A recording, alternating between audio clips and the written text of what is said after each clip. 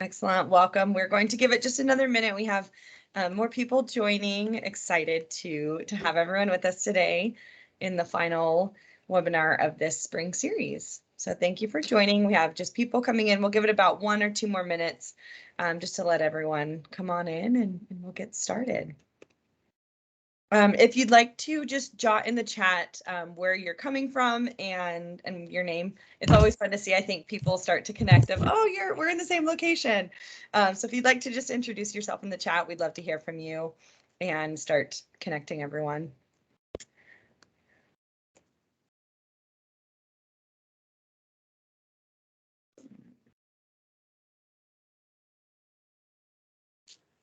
All right, we're seeing some East Coast representation. Oh, there's West Coast. We got Alex coming in strong. There's some Southerners and some Northerners.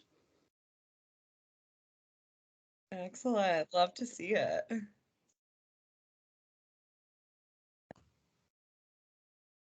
Wonderful. Georgia. Excellent. Well, thank you, everyone. And it looks like we have people still coming in, but it's starting to slow down. So we will go ahead and get started. Again, thank you for joining today and welcome to the last series of the spring webinar series, or the final webinar of the spring series. And just as a reminder, because we are a CAE approved provider, today's webinar does count and does qualify as 1 hour of CAE credit. So if you are looking to request a webinar certificate, email in after the webinar. I'll drop the email here in the chat. And we'd love to provide that certificate. Again, it does qualify for the hour of CAE credit.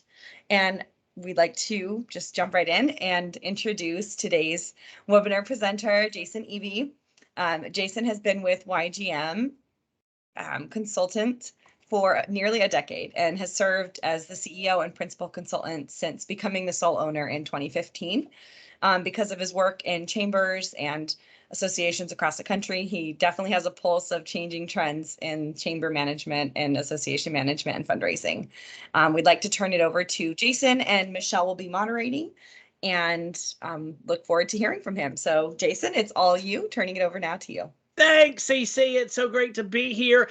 And I have to say, more than anything, thanks for those of you that have your cameras on. I can't tell you how many we do of these anymore, and it's just blank screens, and I feel like I'm talking to myself. So I know we always can't turn our cameras on, and we're trying to multitask, but for those of you that are, it's just so heartwarming to see faces. I'm excited, quite frankly, actually.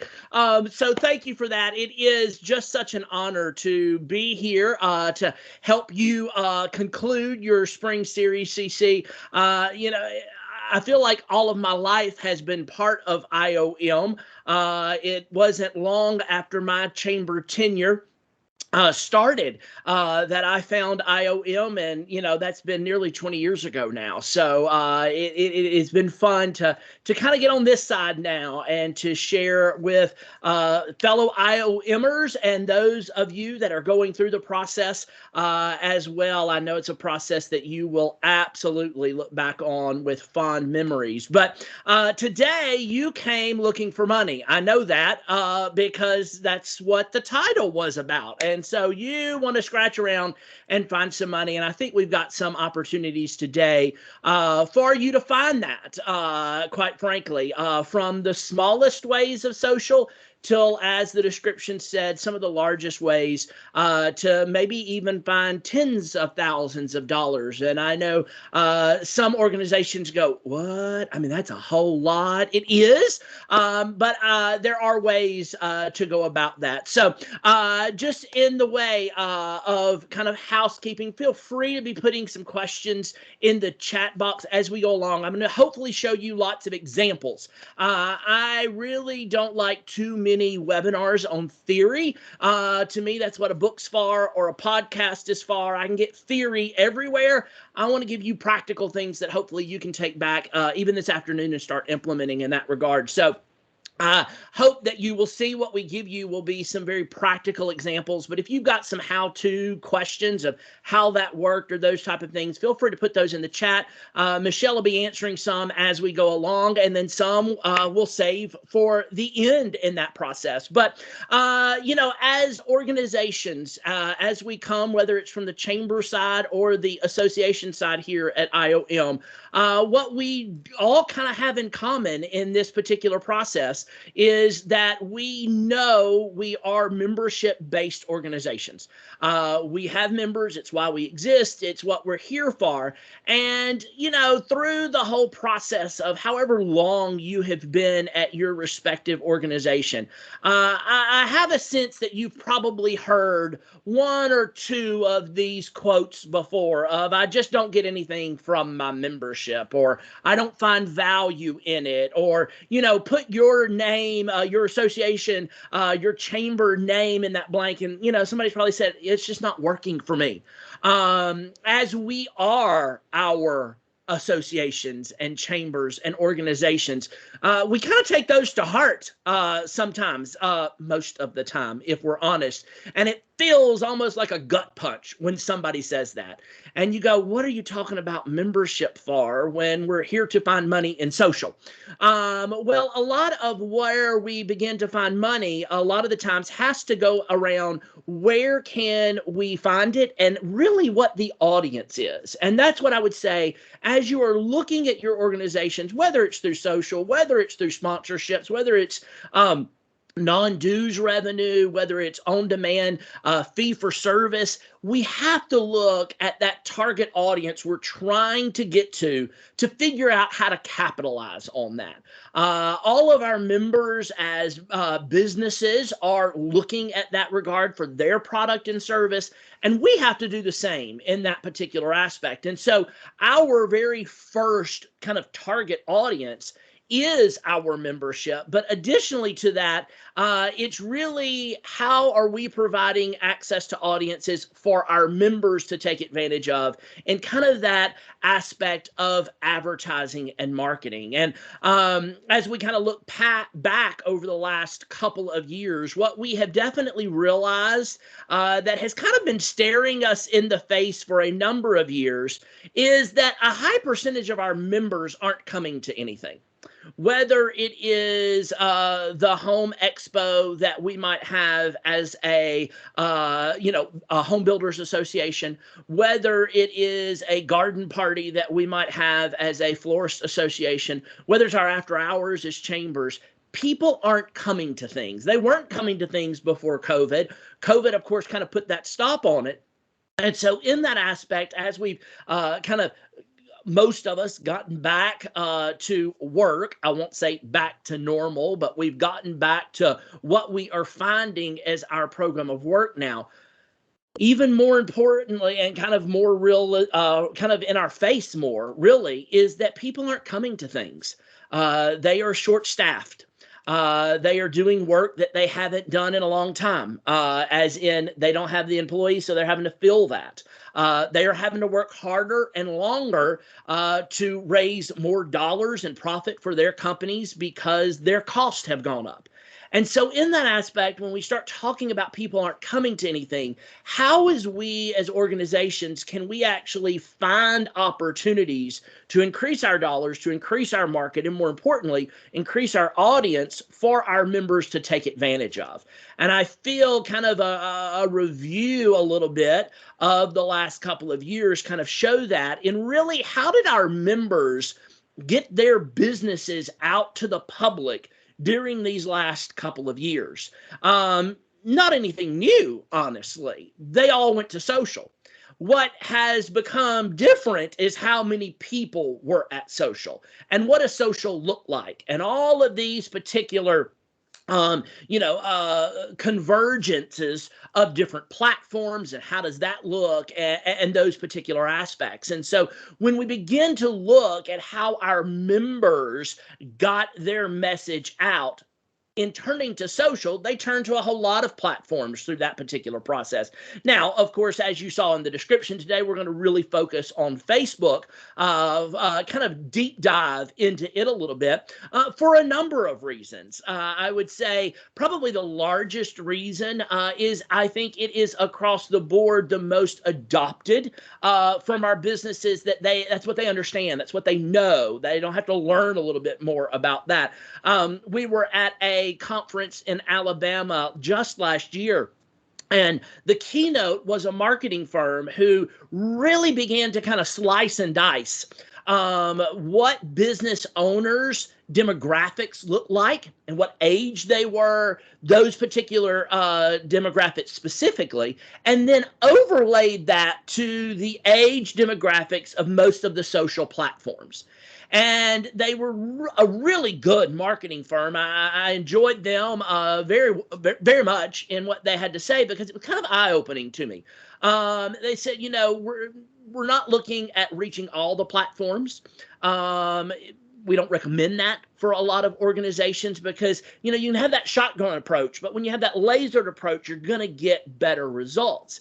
And so in that aspect, we can't be everything to everybody in that particular process. And so they said, when we look at associations and when we look at chambers and their businesses, who are they trying to get to first? And that's the business owner, whether it's to join our organizations, whether it's to participate in our organizations, whether it's to use our organizations as a tool to get them more members. It has to be business decision makers. And the majority of business owners / decision makers fit into a demographic that the number one social platform that they look at is Facebook. So if that's the overwhelming majority of where people are, then probably that's where we need to play and put a lot of emphasis.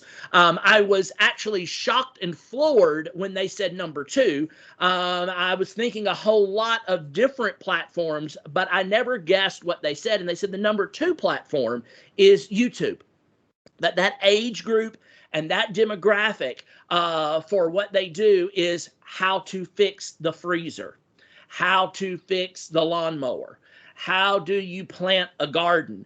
And so in that, for our organizations is, are we in that space of YouTube, of how to join our organization, how to use our organization to grow? Do you have those type of videos and those particular aspects? So I just kind of give you that as a squirrel nugget, because we're not going to be in the YouTube world today. But I wanted you to know that. But as we began to look at Facebook, when you begin to take an audit of where you are with your Facebook page, if I were to ask us to all raise our hands, if we were all in a room and ask how many of you had a Facebook page, I'd bet some money we'd be close to 100% in that particular aspect. And so then we have to begin to figure out, well, what is the value of that page? What's the reason that we have it? What are we using it for? And more importantly, how can it help us determine the reach that we can gain to get the most audience for our members to leverage in that particular aspect?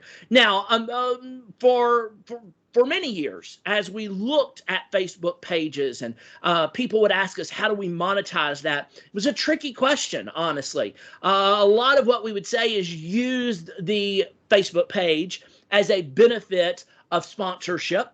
And so you could raise some of your sponsorship dollars by giving them some highlighted features on your Facebook page and those particular types of things. So in that aspect, really the reach was just by putting them on your page.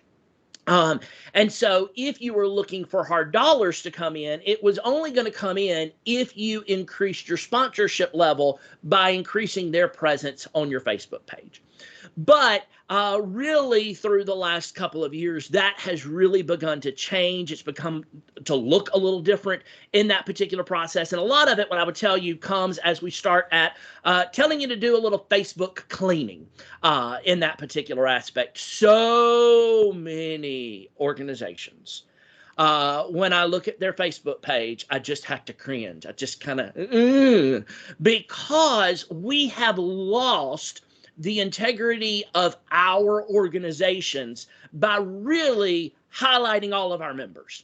and feeling like we need to give away so much really lucrative space on our Facebook page. And so in that aspect, I would say really begin to look at that. What does it look like for you? How can the content that you provide really weigh in a benefit of promoting your own organization versus promoting your members? Because a lot of the times we can lose ourselves and our members. As I look at some chamber pages, I can't tell you how many posts are on their Facebook page of what the meat and 3 dinner of the day special is down at Main Street Diner. And then they want to post it at breakfast and at 10 o'clock. And just in case somebody wants a late dinner or a late lunch at 2 o'clock, they're posting it again. And chambers will say, well, that's promoting our members. And when we look at associations, when we're promoting what our members are doing for our specific organizations, again, it can be so cluttered that we lose our own identity. And when we lose our own identity, quite frankly, we lose our audience. In that we can always have the followers, we can always have the likes of the page, but if people aren't interacting with that page, we know they're not seeing our page. So we don't need to get caught up into we have this many likes and we've got this many followers on Facebook. The question is, what is the engagement to your page? Because once we like a page or once we follow a page, we don't interact with it, we know the algorithms kind of remove it from our site. I am surprised often when I just kind of happen onto what pages I have liked. Oh, I totally forgot about that. That was 8 months ago and I hadn't seen anything because I haven't engaged. So we can't get lost in what our numbers are of kind of attendance. We have to look at what that engagement piece is. So with that, we have to think through. We've got to put ourselves in an aspect of what are people coming to our page for? Why do we want people to come to our page? We should, as organizations, want them to come to learn more about us first. And so in that aspect, if there is information about us, then they join us. And from there, they can find this audience that we can use to kind of grow from in that particular aspect. And we begin to look at it. So if we have our audience aligned on our page, then our page has value. Then we can start putting value to things that we post that people, members, businesses can purchase to access the audience that are just on our page in that regard. So I'm going to kind of start kind of basic in that aspect of as we think about organizations. Typically one thing that immediately comes to mind a lot of the times are ribbon cuttings. Now ribbon cuttings can happen in either associations or chambers as we welcome people into our fold. And I will tell you, I think this is one of the most given freebies that we have in organizations today. Why? Because we get kind of starstruck on the lights and the cameras and the action. And we know Facebook has a lot of video components through that. And so we want to give a whole lot of that particular aspect. And so what I would tell you is we need to think about ribbon cuttings kind of in a 3-way. First, we think of it just as a picture. You just get recognized for joining our organization, for opening your business, however we do ribbon cuttings, by a picture. From there, I'd give that as a freebie for membership. I'd put that in there. But the other two, quite frankly, I'm going to charge for. I'm either going to put it in our tiered membership dues as additional value for higher tiers, or I'm going to actually start charging for it in a particular aspect that, if the company wants a Facebook Live for ribbon cutting, there's some value there. We also know that the algorithms make that seen more than pictures. So in that aspect, what does the live consist of? Well, I would dare to tell you that initially it needs to be the cutting of the ribbon and kind of maybe that, 2 to 3 minutes of discussion right before that ribbon is cut. But then a lot of times what I've seen is organizations totally overgive it because then they want to start giving a interview with the business owner and behind the scenes at this real estate company and what their office now looks like and all of those particular aspects. we're giving away a lot of substantive content there. So if they want an interview while we're there, it's either going to cost more money or you're going to be at a higher membership tier. We've got to begin to monetize what we can in those regards. Now, get a lot of questions often from organizations that will say, well, how much do we price that at? Well, I can't give you just a flat rate of what I would tell you that I would suggest at that, because it has a lot to do with your audience numbers. A lot of it has to do, are you going to put it into a tier structure of membership, or are you going to monetize it and have transactional cost with that in those particular aspects? So a lot of it is an overlay of your organization to your audience numbers. But we have to think the way Facebook uses its algorithms to reach, the majority of people. We know if we post a picture versus a very quick live versus a longer live. Now, I'm not talking about no 15 minutes. Nobody's going to watch that unless they're in the dentist chair trying to escape, wisdom teeth extraction or something. But you have a little longer video with an interview. We know where those numbers go. So monetize that accordingly through that process. Now, I have to share with you here, I love this particular example. The Community Development Foundation of Tupelo has taken kind of ribbon cuttings to a different level. They do a Flashback Friday every month, a year after the ribbon cuttings. A lot of times we know that initial membership join is for that initial kind of advertisement that our organizations give, whether it's on newsletters, whether it's on Facebook, whatever that might be. So as they are gearing up for the year anniversary, they will do a photo montage that says, these are the ribbon cuttings that we did last year. Help us celebrate. Of course, they'll tag the businesses. They'll do those particular types of things. But of course, they also get a sponsor for it. So there you also have some additional funds coming in. They have an annual presenting sponsor that will sponsor throughout the year for those monthly videos. And so for that chamber, they are getting somewhere between $2,500 and $5,000 just for that particular presenting sponsor all year, because they're getting that return monthly in that aspect. So a lot of what we begin to do to find money is look at Facebook kind of in a different way. We kind of get out of the same break of doing it the way we've always done it. And we want to begin to look at it as, where is access to audience? Ribbon cuttings are easy. It's something that we do. A lot of organizations have a lot of those photos or videos. If we're not monetizing it, we're leaving money on the table. But then as we really begin to think, and as we kind of clean up our Facebook page, what I feel a lot of times organizations will say to me is, I just don't know what else I'm going to say then. I mean, if I'm not promoting my members, what am I going to put on my Facebook page? Well, that's really easy, because if you're talking about promoting your members, I think we all have to realize that we all have stories. We just have to look at it in a different way. You can recommend, you can highlight the restaurant that you want to put their menu out for the meet and three at lunch. If you were a restaurant association, or if you were a Main Street association, you can easily highlight them, but you're highlighting them in a different way. You're telling their story.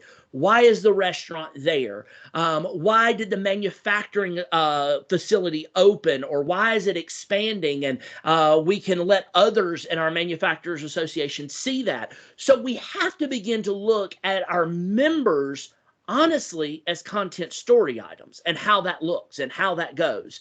And so when we begin to look at it as stories, what we know is people have paid for stories for years. Yeah, anybody will take a freebie. But I guarantee you, you open up any magazine, and yes, for some of you, there are still real things as magazines in that aspect. I see them in airports all the time.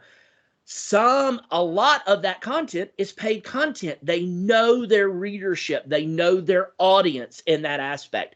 We've got a platform.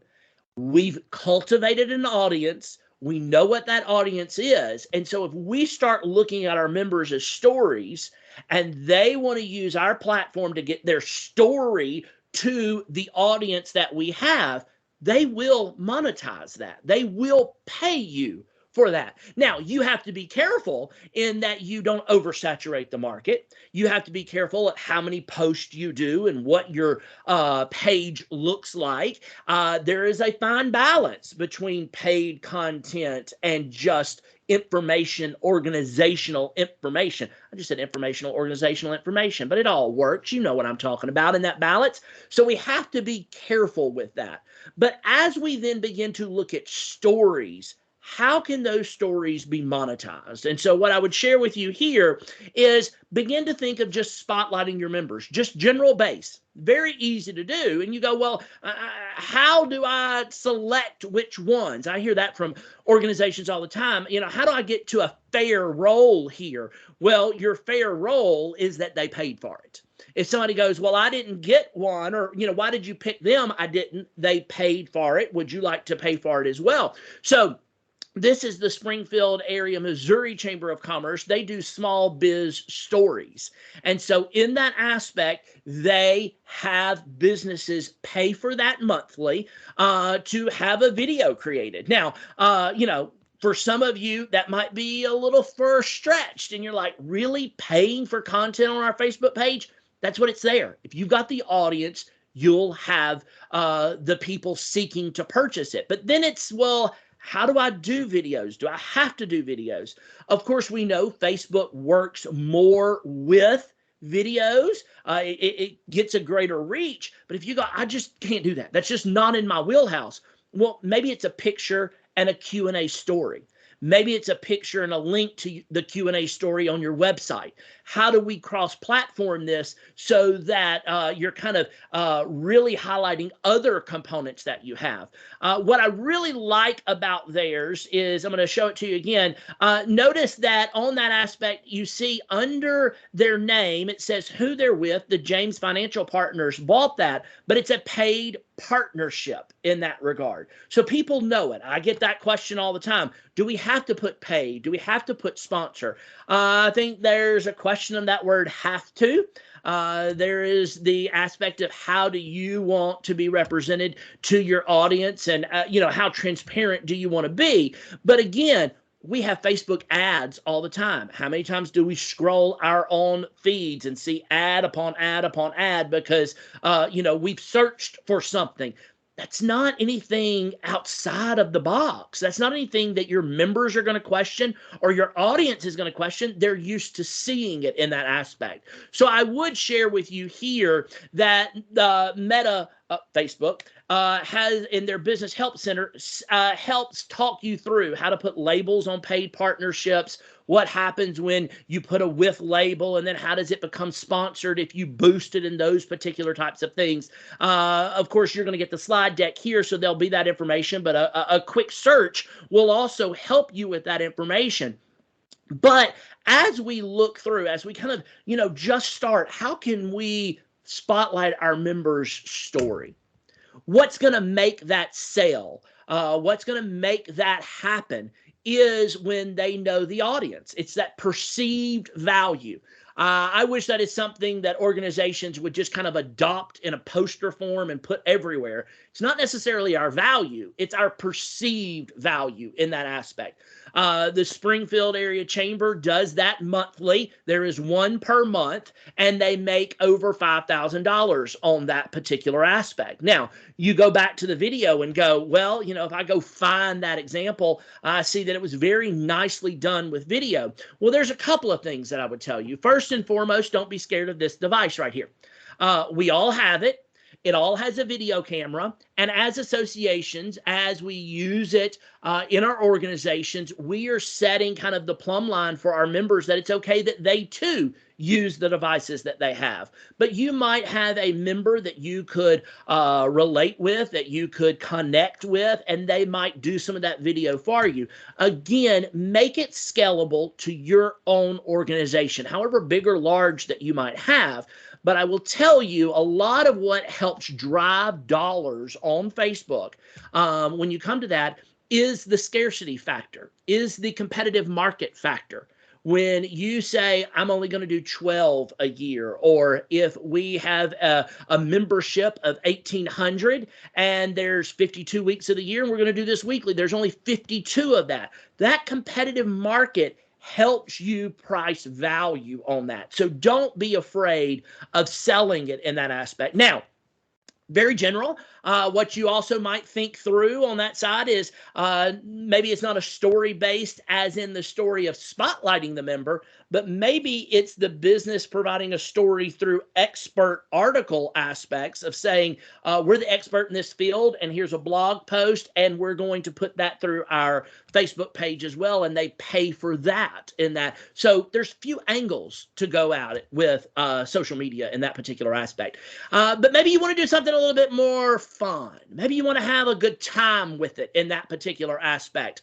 You might try something on going on site, and whether it's just not the business telling the story, you're inserting yourself and your staff into the story. So this is Hayden Camp at the Dothan Area Chamber in Alabama, and they do Try It Tuesdays. So here she has gone to a sushi place to learn how to make sushi on the back end.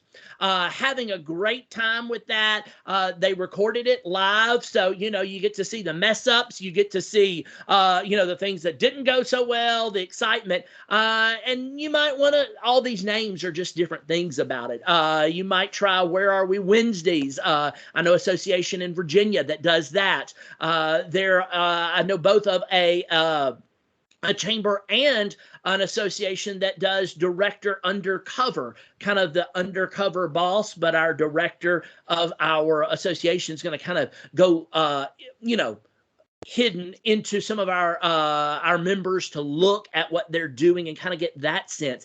These are just fun, interactive aspects. But again, you all know what you would get if you just started doing these randomly. You're going to get the calls of, well, why haven't you come seen me yet? Or how do I get in the role? A lot of this, again, it's just a different take, but people will pay for that. I mentioned Dothan.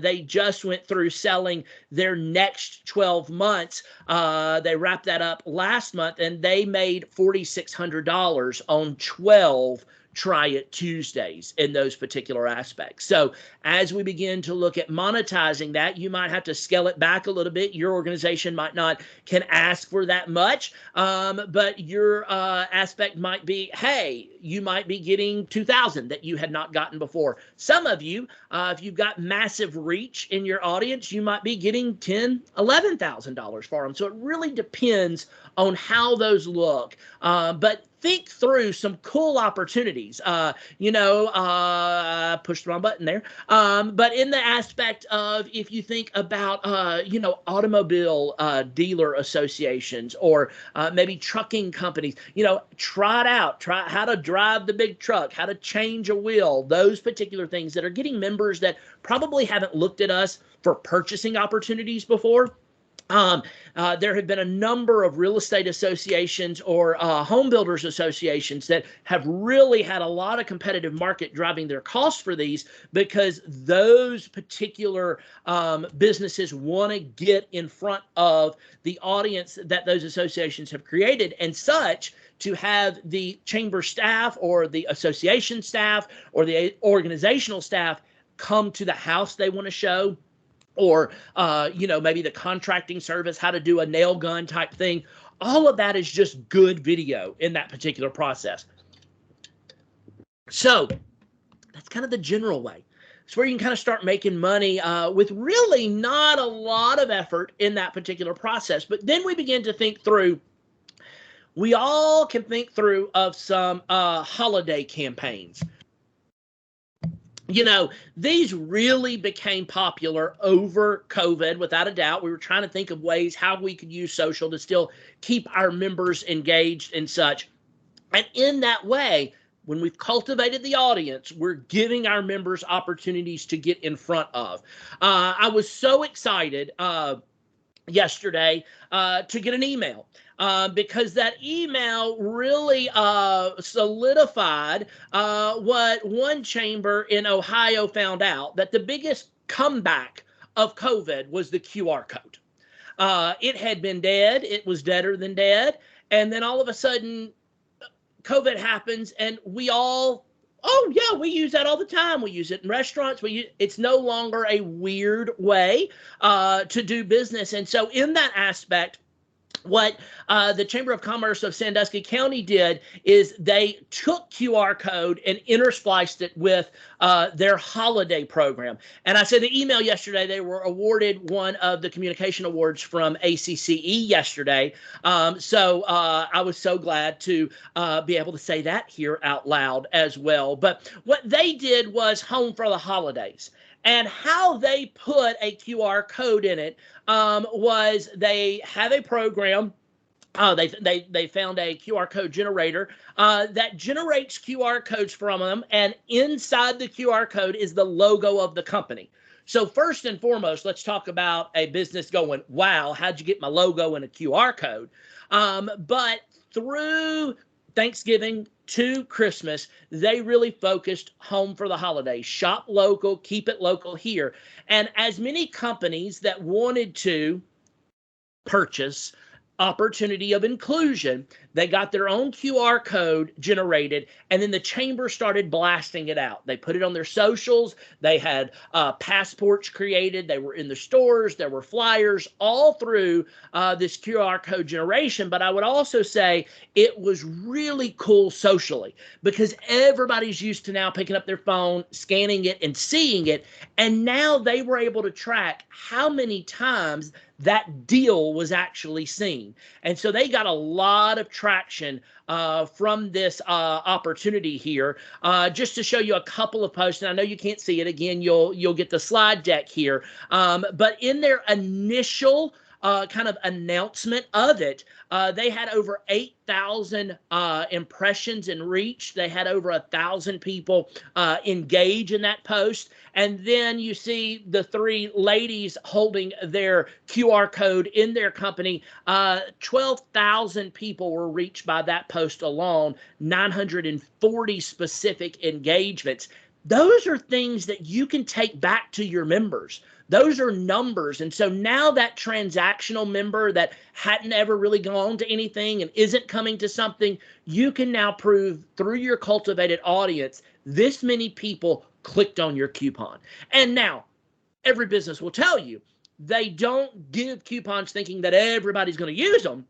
But they know what that percentage is. I mean, that's the smartness of dealing with business in that aspect. But when you can take numbers to them, it really, really helps in that value. So as you think about your campaigns, another one that was on that slide was Love and Local. Through that particular process at Thanksgiving, there are a number of organizations that, whether they are spotlighting their businesses and saying we're loving local of our members, or rather they're showing product and they're showing deals in those particular ways, you can really get a lot of traction in this place. Now, I had an association ask me one time when I showed them this benefit or this program from a chamber, they were like, but we're an association.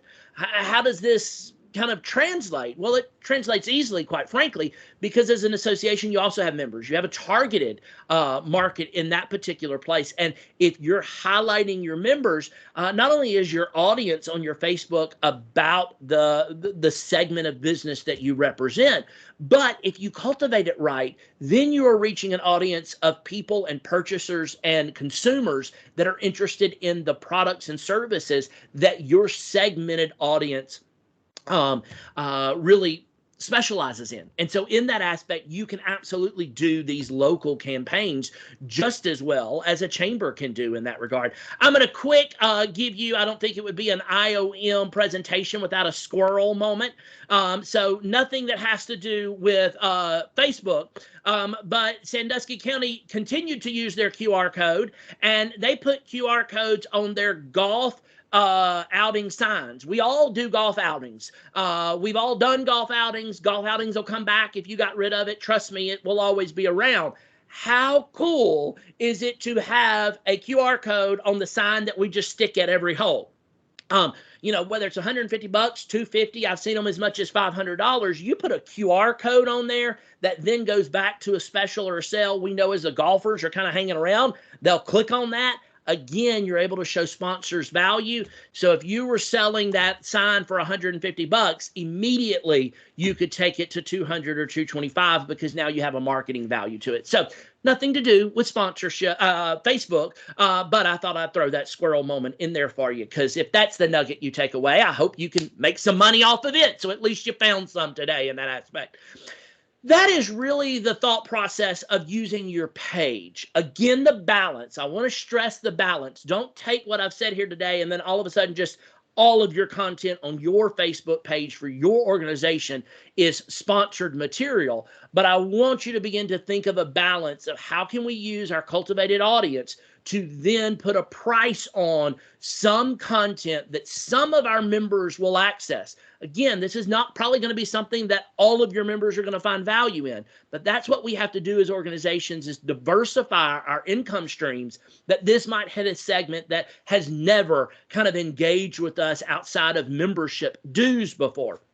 Now, as we think of Facebook and as we kind of stretch our minds a little bit, what we know is kind of right now, Facebooks are really looking at groups. We had those in our communities. We had those in those aspects. So what is really the difference in those?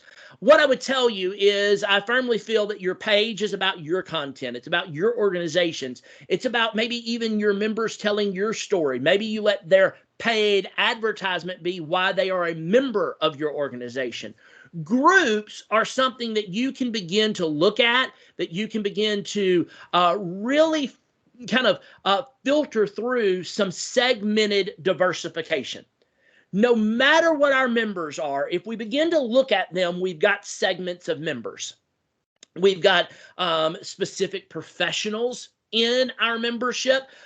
We might have an audience that does business with business. We can begin to find different segments in that.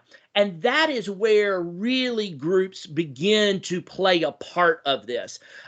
You can have, for every one of you here in the IOM family, all of our organizations can have a forward-facing group. We can all have a group to the public that we are encouraging people to have dialogue of how to use our members, how to take advantage of their services and products. Sometimes, depending on our association and our organization, it depends on the membership that we've got. Do we have a strong business to business? Is it business to consumer? How does that look? But you can begin to have a number of groups. When you begin to cultivate that group in a way that you really have some engagement. We also see that engagement being higher in groups than in Facebook pages, because that's the algorithm of the day. I can say that that has been the algorithm for a couple of years now, that they prefer groups over pages. Now, we all know Facebook. We know that can change before we end this session today, but at least for right now, it fits in that aspect. So how can we play to that? Well, by creating a group, we also begin to create a platform that we could put through all of those things that we just went through of monetizing factors. But more than likely, we're going to have more people in our group that engage. And so because of that engagement, it might be the same thing, but it's reaching a different audience, a different engagement. So the costs could be different, whether they're on both or whether they're singular, depending on your audience. So you begin to look at that, and how does that filter, and how does that go through? As part of a case study, to kind of show you some practical examples, I'm going to show you a group out of the Robbins Regional Chamber in Georgia. They started this in 2020 due to COVID. It was not going to be what it is today, but it has really grown and really gotten a lot of engagement from their members. So I'm going to kind of take you through this, kind of giving you some examples here as we look at it. But it started out with Robbins to Go. As of today, it's got 27,000 members. Now, there are a lot of association groups out there. There's a lot of chamber groups out there that can say that they have that same number or higher or lower in those particular aspects. Again, it's not necessarily about the number as much as the engagement. But as you know, with anything about eyeballs and marketing, the larger the audience, the more we can charge. It's why it's millions of dollars for 30 seconds at a Super Bowl commercial, because everybody's watching the Super Bowl. So you go, really? You're comparing our organization to the Super Bowl? Sure am, because marketing is marketing, no matter how your organization stacks up in aspects of people watching you. The more that you have access to an audience, the more that you can charge for things. And so in this group that started out as a lot of groups did in 2020 of COVID, of saying, where's the toilet paper and what restaurants are opened and closed and those type of things, it has grown to a point where it is truly an aspect of people asking questions about businesses. Where's the best trainer or gym, weight loss program? Who has graphic design artists? There's an example on here of who does roofing, hairstylist. You're getting to a lot of questions because it's a general group. Now, your association might be very specific to a target audience. You might just be the Realtor Association. You might just be the Home Builders Association, the florist, or the trucking, or the manufacturing, or. In that aspect, there's still an audience for you to the public. And so in that aspect, they can begin to ask questions of who's the best service provider, or I'm considering building a house, who should I use in general contracting, and those particular types of things. And so when people, because there's 27,000 people in there, start asking who's the best, our referral starts working. Very organically, people begin to listen to it. But additionally from there, what continues to go up and higher for them is the businesses have learned how to use the page. So these are business owners posting what they can do and then getting comments. There's a handyman service here. Again, not expecting y'all to read this. You'll get the slides later. But a handyman service saying this is what we do. He had 62 comments to his post. So a lot of traction in that particular regard. Now, what they began to do here, because they had the eyeballs, because you had 27,000 people, they began to look at sponsorship and advertising opportunities. So through that process, the larger Robins to Go page had sponsorship opportunities. That yes, it was the chambers, that organization's page, but it could be presented and sponsored by, and they got certain posts, they got certain pinned posts. But some of these others, as you can imagine, 27,000 people posting, not all of them posting at one time, but it's a lot of traffic. So they were able to start going, okay, well, you can have a paid post that's pinned at the top for a day. You could have one of those spotlight videos, and we'll pin that at the top of the day. So you have a lot of opportunities to take what you could do on your page to put it here. But because it's reaching a different, larger group, you have a different additional value to it. So once they really found the working kind of process for this, they were able to build out over $30,000 in sponsorship / advertisement for this particular group. Now, what they kind of didn't expect, or kind of the byproduct thereof, is when those businesses and when those people are asking for recommendations, the chamber puts this logo next to those comments, so they know who are chamber members, who are not. They can know who your association members are, who your association members are not. And that will come back to revisit here in a minute, because that's really some ancillary dollars that your Facebook groups will begin to feed out for you. But when you begin to have this kind of conversation piece of people talking back and forth and those particular types of things, what has also been very kind of time sensitive for the Robins region is that they've been able to be responsive to things that have come up. This month alone, they have done a formula finder for baby formula, and the community saying this is where some of it is, so much so that then a pharmacy said, we'll donate some shelving in our store. People can just donate it and people can come get it for free. The chamber is being seen. That organization is being seen. When severe weather came through, she issued a toolkit about advisories in those particular aspects and what to do. So now all of a sudden, they are beginning to look at your organization as responsive and as a place to get information. So in any regard, whether you are a chamber or an association, you have got quality content that you can now distribute in a way that people can see you as the foremost authority in where to help businesses and kind of get that information out there. Now, from that, and talk about being responsive. We all know the workforce issue that we are dealing with. Our members are dealing with it. Our own organizations are dealing with it. And so from that time, they spun up an additional group called Robin's Works. And in that group is all about what jobs are available. People can look for jobs as well as post jobs. So you kind of have both of those avenues.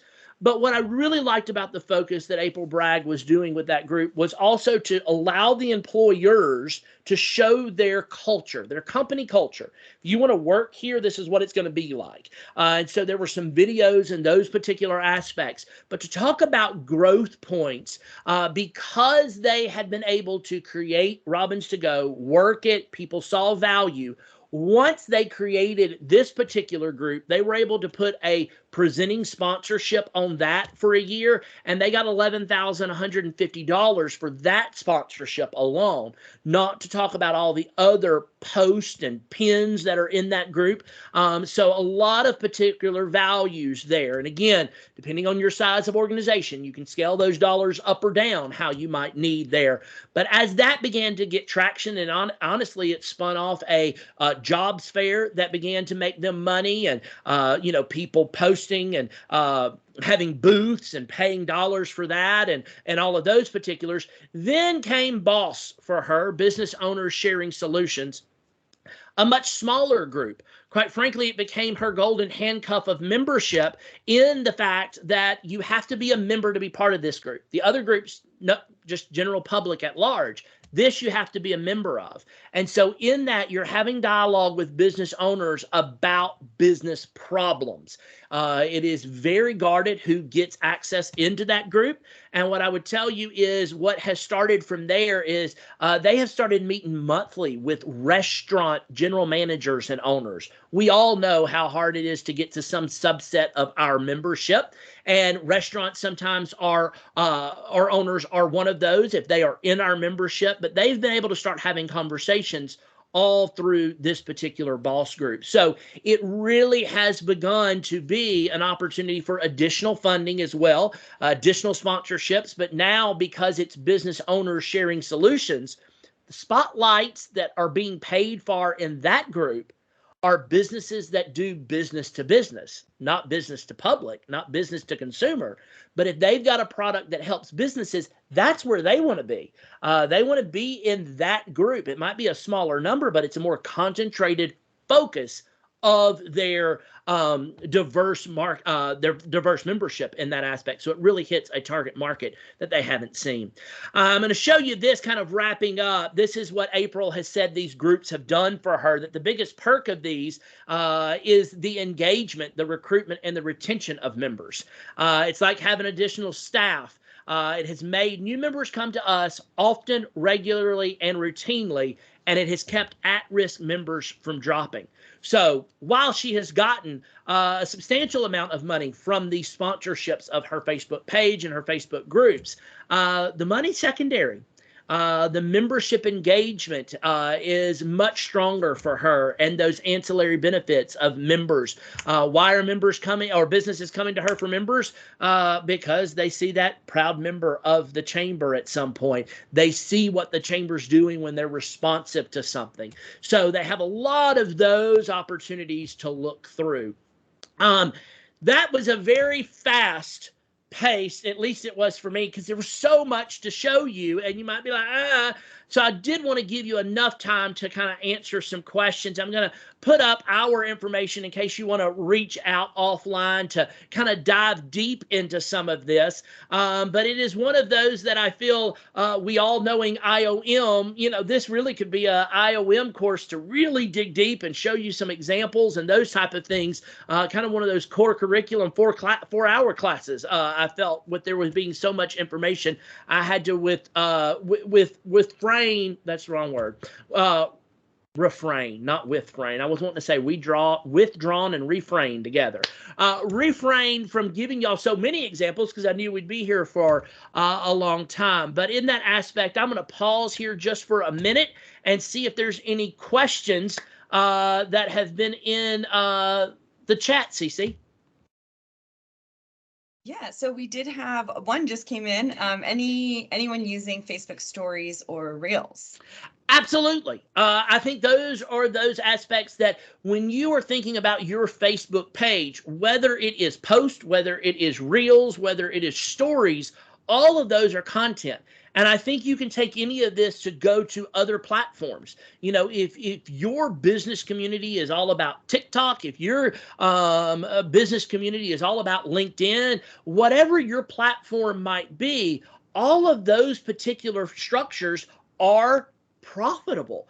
Put a cost on it. So as a chamber as a chamber and or organization looking at your Facebook page, reels and stories are part of that. So what is the reel and the story that I want to put through?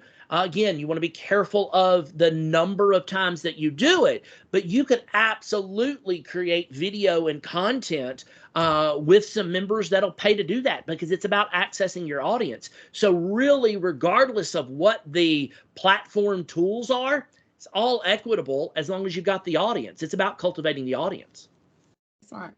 And we did have another question just come in. How about TikTok? We've had some pressure from our members to start a TikTok account, and our members are accountants. Yes, yes. I'm going to say something general, and then I'm going to come back to TikTok. I think you have to be careful about any platform you start if you haven't been there and you're thinking about going there. Because most of us as organizations have limited number of human resources, limited number of staff, limited number of time. We could spend a whole department on people doing all of these platforms. And so I think you really have to begin to really look at if TikTok is what people are asking you for. The question is, who's asking you and why are they asking you to do it? Are they asking you to just do it because they're doing it and some of their age demographics doing it, but the majority of your membership is not doing it? Then you might not want to spend the resources to do it because at some point we are only limited by the resources that we have. If a number of your members are doing it and they just want to feed through it and not necessarily you have the content, that might be something. You know, if you have a real good camera ready person on your staff that can think through some content, and again, you can take it to the audience that you need, think through that as well. I think regardless of the platform, if it's TikTok or not, you have to think through why are we getting on this platform? Who is our audience and what's that intended message? If it's just to get on there because it's the fad, you might want to wait. But if there is a subsection of an audience that isn't members of yours, that's something that you can create there, you might think through it. All of it's monetized. Again, it's you have the opportunity to paste that content out there. So what I am also cautious on, or I want you to be cautious on, if you haven't started a TikTok account yet, don't think you're going to come out of the gate and all of a sudden have $2,500 worth of sponsorship because you got a zero audience starting. It's got to be once you get that group in, that audience built up, then you can start monetizing it in that regard. Don't just think that if you've got 100 people on your Facebook page today, you probably aren't going to get $1,500 for a placement of an ad to 100 people. You're going to have to cultivate that audience first. So sometimes finding this money isn't like that. If you've already cultivated the audience, it is. But sometimes you have to start purposefully cultivating the audience to then implement the dollars. Okay. And then we've got one last quick question. Sure. They had a media-based member ask if they thought they as the organization were crossing the line with our promotions and ads into their territory. I think not, but what are your thoughts? I say absolutely yes, that you are crossing lines into their territory. I don't think it's bad, is where I would answer that. Competition is healthy. We are a free enterprise system. It's why there is competition. It's why there's other organizations that have the same name as you or the same target audience as you. What I would say to that, because we've heard it often a lot of the times, if they are using us as an organization, it's to get to our audience. Most of the time, that marketing firm doesn't have that audience. They want to, really get to the business to create the content and that type of thing, and kind of be that middleman. Not all of our members are ready for that.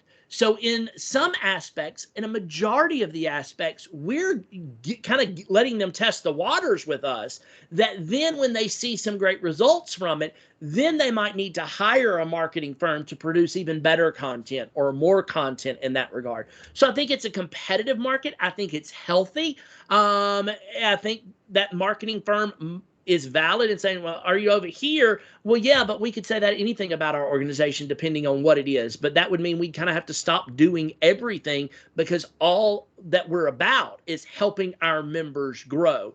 So maybe that's a conversation to have with the marketing firm of, is there a discount that you might provide if it's a marketing firm that does video services and our organization doesn't really have video services? What would you provide for what would you charge for an afternoon to do 4 or 5 companies? We sell it to our members, but yet we are providing that marketing firm some business as well. So there's always some relationships there, but I would say do not shy away from somebody going, well, you're in my lane. Everybody's in everybody's lane if we're doing something. Thank you so much, Jason. And thank you again for today's information. I know it's very helpful. And I would just say, if anybody has questions, again, we'll be posting the recording within typically about 48 hours, and Jason's contact information is pulled up here on the screen. If you do have any questions, I know he's more than happy to answer those. Just as a reminder, Jason is one of our faculty that will be teaching at Midwest, and that registration is closing today at 5 p.m. So about 3 hours. So if you are looking to join us in Madison this year, make sure to register before that.